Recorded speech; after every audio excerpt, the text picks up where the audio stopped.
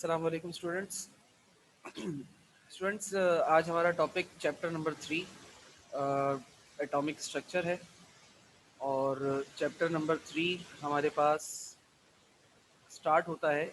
अब atomic structure की बात हो रही है बेटा, तो इस चैप्टर में हमारा ऑब्जेक्टिव क्या है पढ़ने का, ज़रा इसको देख लेते हैं। सबसे पहले तो आपके सामने एक एटॉमिक स्ट्रक्चर ड्रॉ कर लेते हैं कि एटम असल में होता कैसा है, ये हमें कैसे पता। अब ये बात तो हम वैसे वाज़े तौर पर जानते हैं कि एटम जो है वो बहुत ही कोई टाइनी पार्टिकल है, जो कि आँखों से नज़र भी नहीं आता, इंडिविजिबल इंडेस्ट्रक्टिबल पार्टिकल है। तो एटम कोई ऐसी चीज़ है। अच्छा, अब अगर ये मैंने एक रैंडम स्ट्रक्चर आपके सामने ड्रॉ किया है, तो एटम में अगर हम बात करें, तो एटम में जो सेंटर पोर्शन आप देख रहे हैं जिसमें P पॉजिटिव और N ज़ीरो लिखा है मैंने, इस सेंटर पोर्शन को हम कहते हैं बेटा न्यूक्लियस। और इस न्यूक्लियस में P पॉजिटिव का मतलब है प्रोटॉन और N0 का मतलब है न्यूट्रॉन। ठीक है। अच्छा, अब ये जो आप साइड में देख रहे हैं न्यूक्लियस के बाहर, इन चीज़ों को हम इसको हम कहते हैं बेटा शेल। और शेल में कौन हमें मिलता है? शेल में हमें इलेक्ट्रॉन मिलता है। अच्छा, ऑब्जेक्टिव क्या है? देखो, बात कुछ ऐसी है बेटे कि जब हम कह रहे हैं कि ये इतनी कोई छोटी चीज़ है जो हमें आंखों से नज़र नहीं आती, तो हमें कैसे पता कि एटम का स्ट्रक्चर ऐसा होता है, एटम के अंदर ये प्रोटॉन, इलेक्ट्रॉन और न्यूट्रॉन नामी चीज़ें मौजूद होती हैं, ये सब हमें कैसे पता? तो आज बेसिकली आपके सामने ये स्ट्रक्चर रखने का मकसद ये है कि एटम का ऐसा स्ट्रक्चर होता है, ये हम इस पूरे चैप्टर में थ्रू आउट पढ़ेंगे। ठीक है। अच्छा, अब एटम के हवाले से सबसे पहली बात जो की थी वो ग्रीक एक साइंटिस्ट था जिसका नाम था Democritus, in the 5th century BC, यानी कि हजरत ईसा के ज़माने से 500 साल पहले डेमोक्रिटस नाम का एक फ़लसफ़ी था, यूनानी फ़लसफ़ी। इसने सबसे पहले लफ्ज़ एटोमोस का इस्तेमाल किया था। और एटोमोस लफ्ज़ का मतलब ग्रीक लैंग्वेज में नॉन कटेबल चीज़ होती है, ऐसी चीज़ जिसको आप काट ना सकें, तोड़ ना सकें। इसने सबसे पहले कहा था कि ऐसी दुनिया की जो हर चीज़ है, उस वक्त तसव्वुर ये था कि दुनिया जो है वो आग, पानी, हवा, मिट्टी, इन 4 चीज़ों का मजमूआ है ओवरऑल। तो ये हर चीज़ ऐसे छोटे-छोटे पार्टिकल्स से, ऐसी छोटी-छोटी चीज़ों से मिलकर बनी होगी। इसने उसको नाम दिया था एटॉमोस का। ठीक है।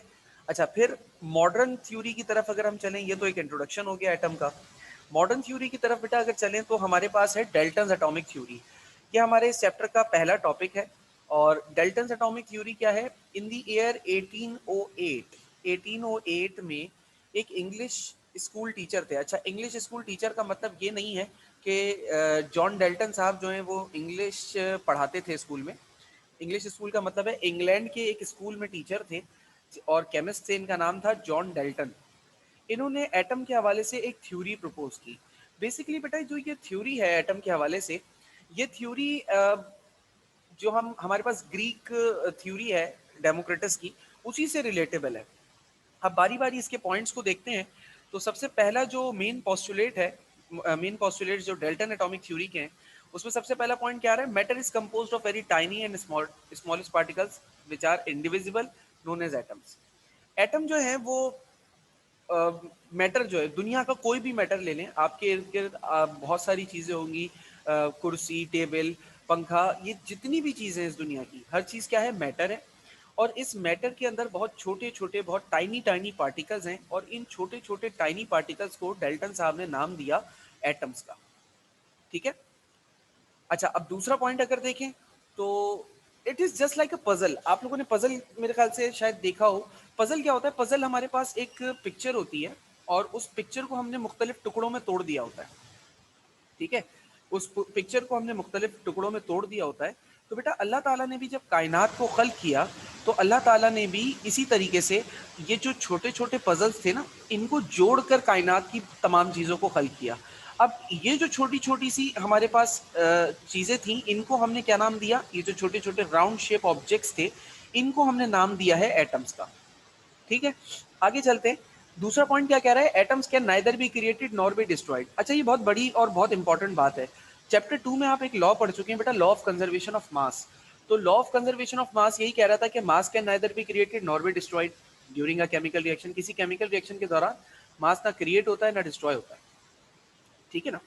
तो अब मास जब क्रिएट और डिस्ट्रॉय नहीं हो रहा, तो एटम भी क्रिएट या डिस्ट्रॉय नहीं हो सकता, क्योंकि मैटर का सबसे छोटा कॉन्स्टिट्यूएंट क्या है? बेसिकली मैटर किसकी वजह से है? मैटर एटम की वजह से है। और जब हम कह रहे हैं कि मैटर क्रिएट या डिस्ट्रॉय नहीं होता, तो इसका ये मतलब हुआ कि एटम क्रिएट या डिस्ट्रॉय आप नहीं कर सकते। ठीक है, तीसरा पॉइंट देखें बेटा। तो तीसरा पॉइंट क्या कह रहा है? All atoms of an element are identical in all respects. For example, they have same atomic size, mass, shape, but they are different from each other. अच्छा बेटा, इसके लिए एग्जाम्पल हमारे पास ये है कि मान लीजिए मेरे पास ये एक आयरन का टुकड़ा है, लोहे का एक टुकड़ा है, इसके अंदर हमारे पास आयरन के एटम्स हैं बहुत सारे। इसी तरीके से मेरे पास एक फॉर एग्जाम्पल कॉपर का एक टुकड़ा है। अब कॉपर क्या होता है? तांबा, ठीक है ना। इसके अंदर बहुत सारे एटम्स हैं। इसी तरीके से एक मेरे पास सैंपल हो फॉर एग्जाम्पल एल्यूमिनियम का, तो एल्यूमिनियम के बहुत सारे एटम्स होंगे। ठीक है, अच्छा अब ये पॉइंट ये कह रहा है कि अगर हम किसी एक एलिमेंट की बात करें जैसे आयरन, तो आयरन के अंदर जितने भी एटम्स होंगे वो सब के सब एक जैसे होंगे, उनका शेप, साइज, मास सब कुछ एक जैसा होगा।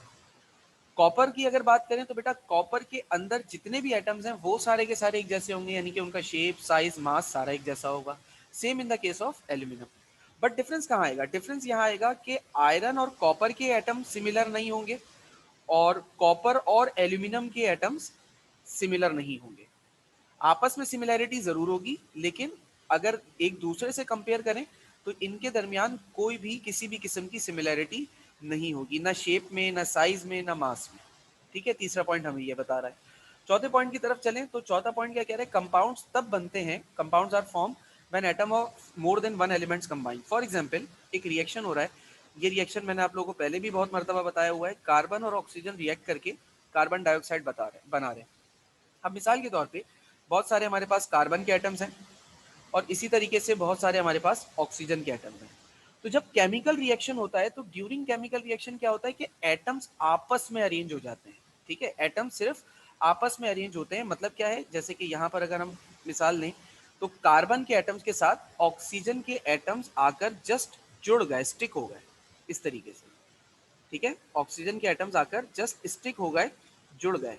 लेकिन ड्यूरिंग केमिकल रिएक्शन एक बात हमें याद रखनी है हमेशा, कि ड्यूरिंग केमिकल रिएक्शन कभी भी एटम्स डिस्ट्रॉय या क्रिएट नहीं होते। यानी एटम की ना शेप पे फर्क आता है, ना साइज पे फर्क आता है, साइज पे फर्क आता है, मास पे फर्क नहीं आता। हमें ये बात याद रखनी है, ठीक है, कि एटम्स डिस्ट्रॉय नहीं होंगे during chemical reaction, just rearrange है। पहले अलग अलग हैं, अब ये साथ जुड़कर एक इन्होंने स्ट्रक्चर फॉर्म कर लिया। आगे चलें तो लास्ट पॉइंट भी हमारे पास यही कह रहा है, chemical reaction is rearrangement of atoms. Atoms जो हैं वो जस्ट रीअरेंज हो रहे हैं, बट एटम्स जो हैं वो आपस में चेंज नहीं होंगे, यानी कि उनका मास वगैरह चेंज नहीं होगा। ठीक है ना, जो हमारे पास again law of conservation of mass को वेरीफाई कर रहा है कि मास ना ही क्रिएट होता है ना ही डिस्ट्रॉय होता है।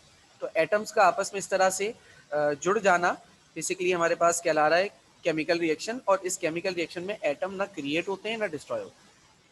अब इसी के साथ अगर हमने डाल्टन की एटॉमिक थ्योरी देख ली। अब देखो, जब हमने लफ्ज इस्तेमाल किया बेटा थ्योरी का, तो इसका मतलब इसमें कुछ कमी या खामी होगी। अगर इसके अंदर कोई कमी या खामी नहीं होती तो ये साइंटिफिक लॉ बन जाता है। इसकी बात भी हम पिछले चैप्टर्स में कर चुके हैं। तो अब देख लेते हैं कि डाल्टन की एटॉमिक थ्योरी के अंदर कमियां और खामियां क्या थी। पहली बात तो ये कि डाल्टन ने कहा एटम्स आर नॉट डाल्टन ने कहा था कि एटम जो है वो दुनिया के सबसे छोटे, टाइनी और स्मॉलेस्ट पार्टिकल्स हैं। और ये बात इसकी गलत है। क्यों? Atoms are not the smallest particle, because क्योंकि एटम के अंदर हम जानते हैं कि एटम के अंदर प्रोटॉन, न्यूट्रॉन और इलेक्ट्रॉन जैसी चीजें मौजूद होती हैं। अच्छा, इस बात को समझने के लिए एक बहुत सिंपल सी एग्जांपल है हमारे पास। बचपन में टॉम एंड जेरी तो देखा होगा आप सबने। अब जेरी कौन था भाई? चूहा था, उसका घर छोटा था, टॉम बड़ा था। एक बात है, सवाल है क्या, कि क्या कभी ऐसा हुआ कि टॉम जो था, बिल्ली जो थी, वो जेरी के घर में चली गई हो? तो जवाब आपका होगा यकीनन नहीं। क्यों? क्योंकि जेरी का घर उसके साइज के अकॉर्डिंग था, टॉम उसके साइज के हिसाब से बड़ा था। अच्छा, अब अगर मैं जेरी के घर की बात करूं और जेरी के साइज की बात करूं, तो जेरी का घर उसके साइज के मुताबिक आइडियल था, क्योंकि जेरी अपने घर में आसानी से, आराम से रह सकता था। ठीक है, इससे हमें एक बात पता चलती है, वो क्या, कि कोई भी छोटी चीज किसी बड़ी चीज में एडजस्ट हो सकती है। कोई बड़ी चीज किसी छोटी चीज में एडजस्ट नहीं हो सकती। अब अगर हम एटम के हवाले से ख्याल जाहिर कर रहे हैं कि एटम में प्रोटॉन है, एटम में न्यूट्रॉन है, एटम में इलेक्ट्रॉन है, तो इसका मतलब ये हुआ कि ये प्रोटॉन, न्यूट्रॉन, इलेक्ट्रॉन जो है वो एटम से छोटे हैं, तभी तो ये एटम के अंदर है। ये पूरा का पूरा मेरे पास एटम है और इन एटम के अंदर ये चीजें हैं। तो ये कहना कि एटम सबसे छोटा होता है, ये बात जरा सी गलत हो सकती है। ठीक है। अच्छा, यहां पर मैं थोड़ा सा आपको और वाजे करता चलूं, लेकिन फिर भी आज तक हम एटम को ही स्मॉलेस्ट पार्टिकल कंसीडर करते हैं, प्रोटॉन, न्यूट्रॉन, इलेक्ट्रॉन को कंसीडर नहीं करते। अब ये तो सर एक तजाद वाली बात हो गई आपकी जानिब से। कभी आप कह रहे हैं कि ये एटम से छोटे होते हैं, कभी आप ये कह रहे हैं कि हम एटम को ही स्मॉलेस्ट पार्टिकल कंसीडर करते हैं। बेटे देखो, इसका मेरे पास इसकी एक वजह है। मिसाल के तौर पे अभी मैंने आपसे बात की थी ये आयरन और कॉपर के एटम की। मान लो ये एक आयरन का एटम है और मान लो ये एक कॉपर का एटम है। देखो, अगर मैं इन आयरन और कॉपर के एटम में से इलेक्ट्रॉन निकालूं और आपसे पूछूं कि बेटा मुझे बताओ इन दोनों में से कौन सा एटम, कौन सा इलेक्ट्रॉन आयरन का है, कौन सा कॉपर का है, तो आप मुझे फर्क नहीं बता सकते, क्योंकि दोनों इलेक्ट्रॉन एक जैसे होंगे। सेम इसी तरीके से अगर मैं प्रोटॉन के बारे में पूछूं कि दोनों में से प्रोटॉन किसका है, तो आप वो भी नहीं बता सकते, क्योंकि एक जैसे होंगे। सेम इसी तरीके से न्यूट्रॉन के बारे में पूछूं तब भी आप मुझे नहीं बता सकते, क्योंकि न्यूट्रॉन भी दोनों के एक जैसे होंगे। ठीक है बेटे। तो जब ये तीनों चीजें एक जैसी हैं, तो एटम की आइडेंटिटी क्या है? कुछ नहीं। असल में किस एटम को हम स्मॉलेस्ट पार्टिकल अभी भी इसलिए कंसीडर करते हैं बेटा, क्योंकि एटम वाहिद चीज है जो अकेला किसी भी सब्सटेंस की प्रॉपर्टी को बता सकता है। यानी अगर मैं इस आयरन के पूरे पूरे एटम की बात करूं ना, एक पूरा एटम है, तो ये पूरा एटम आयरन की प्रॉपर्टीज शो कर रहा होगा, जैसे सॉलिड, आयरन का कलर, आयरन का जो शेप है, वो हार्डनेस, ये सारी चीजें एक पूरा एटम शो कर रहा होगा। सेम इसी तरीके से कॉपर भी शो कर रहा होगा। लेकिन ये इलेक्ट्रॉन, प्रोटॉन और न्यूट्रॉन जाती और अकेले तौर पर किसी भी आयरन एटम का की प्रॉपर्टी शो नहीं कर सकते। इसी तरीके से कॉपर के इलेक्ट्रॉन, प्रोटॉन कॉपर की प्रॉपर्टी शो नहीं कर सकते। अलबत्ता कॉपर के एटम जरूर कर सकते हैं। यानी कि ओवरऑल ये चीज आपके पास एक चीज कहलाएगी। जैसे हमारे पास एक निब वाली पेंसिल आती थी जिसके अंदर मल्टीपल निब्स होती थी, छोटी छोटी, हम निब्स का इस्तेमाल करते थे। ठीक है, छोटी छोटी हमारे पास निब्स होती थी, हम एक निब खराब हो जाती थी, दूसरी निब यूज कर लेते थे। तो अब अगर मैं ये अकेली निब आपसे बोलूं कि ये अकेली निब का कोई वजूद है, तो आपका जवाब होगा नहीं सर, अकेली निब कोई वजूद नहीं रखती। हाँ, ये सारे मिलकर जब एक पेंसिल की शक्ल में आ जाते हैं तो ये एक वजूद रखते हैं। एटम का भी बिल्कुल इसी तरीके से अकेले इलेक्ट्रॉन, प्रोटॉन, न्यूट्रॉन कोई वजूद नहीं रखते, कोई प्रॉपर्टी शो नहीं करते। हाँ, प्रॉपर्टी कौन शो करता है बेटा? प्रॉपर्टी शो करते हैं जब ये सब मिलकर एक एटम के अंदर आ जाते हैं, तो एटम खुसूसियात शो करता है। ठीक है। अच्छा, एटम में सिर्फ इलेक्ट्रॉन, प्रोटॉन ही नहीं होते, बल्कि और भी छोटे छोटे पार्टिकल्स हो सकते हैं, जैसे कि म्यूजॉन या पॉजिट्रॉन्स। इनके हवाले से जिक्र बहुत हाई लेवल स्टडी में आता है, लिहाजा सिर्फ नाम लिखा है, इनके लिए परेशान होने की जरूरत नहीं है। इलेक्ट्रॉन, प्रोटॉन और न्यूट्रॉन याद रखने की बात है। ठीक है। अच्छा, all atoms of an element must not be same. किसी भी एक एलिमेंट के तमाम एटम सेम नहीं हो सकते। अच्छा, क्यों सर नहीं हो सकते? बेटा हमने पढ़ा हुआ है, आइसोटोप आपको पिछले चैप्टर में मैंने पढ़ाया था। ठीक है ना। आइसोटोप हमने हाइड्रोजन के पढ़े थे, याद होगा। हाइड्रोजन का एक आइसोटोप क्या होता है? H11, एक आइसोटोप होता है H12, एक आइसोटोप होता है H13। तो इसमें फर्क क्या है? ये जो H11 है, इसके न्यूक्लियस में एक प्रोटॉन है, शेल में एक इलेक्ट्रॉन है। जो ये है H12, इसमें क्या फर्क है? एक प्रोटॉन है, एक न्यूट्रॉन है, एक इलेक्ट्रॉन है। अब इसमें H13 में क्या फर्क है? एक प्रोटॉन, दो न्यूट्रॉन और एक इलेक्ट्रॉन। तो एटम है क्या? तीनों एटम किसके हैं? तीनों एटम है हाइड्रोजन के।